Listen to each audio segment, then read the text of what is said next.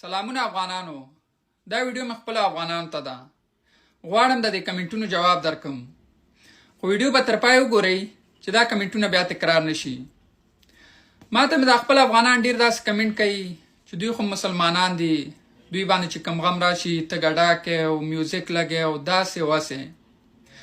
دا کومه کس چې تاسو وینئ د دې ویډیو هم کیدای شي تاسو کتلي چې دا زموږ بیرغ هم شکولی دی او بیا لاړ هم پیتو کړي دي. دا د همدې اسرائیل قوم نه دی چې دا زه ورته اسرائیل وایم، یو ګلخان دی. او دا چې دا نن ورځې پورې سپورټ کړی دی دا دې حد ته رارسولی.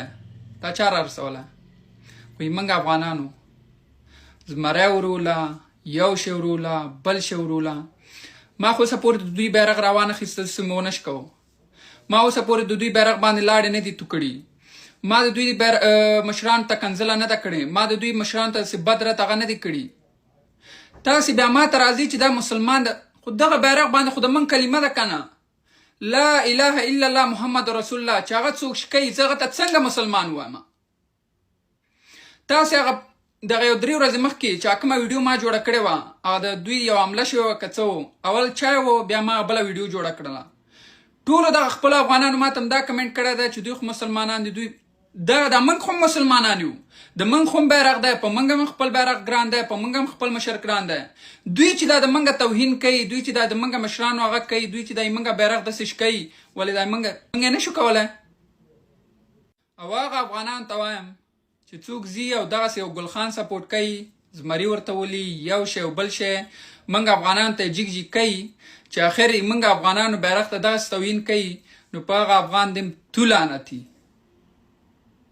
ښه دغه وګورئ، دا هم غټ مثال ده. په خدای باور وکړئ که دغه هم دوستان شي، دغه هم رونه شي، دغه غټ دښمن هم وپېژنئ، دغه هم غټ دښمن دي. د دوی نه تاسو نور غټ دښمن نشته. والله کوم نه امریکا دونه دښمنۍ، والله کوم نه هغه روس دونه دښمني، والله کوم نور هغه یو ملک هم دونه دښمن نه لرو. موږ همدغه یې موږ اصلي دښمنان دي، ویې پېژنئ. مننه ټولو افغانانو ته چې دا کمنټ مشکل عمل شوی. زه په دې باندې ورته وایم اسرائیل به ورته وایم، او اسرائیل خو دی چې دی ما بیرغ ته توهین کوي 100 ځلې ورته کوم، چې دی ما مشر ته توهین کوي 100 ځلې ورته کوم. او اسرائیل ورته وایم اسرائیل دی چې څوک کلمې ته نه ګوري هغه ته څنګه مسلمان وایم؟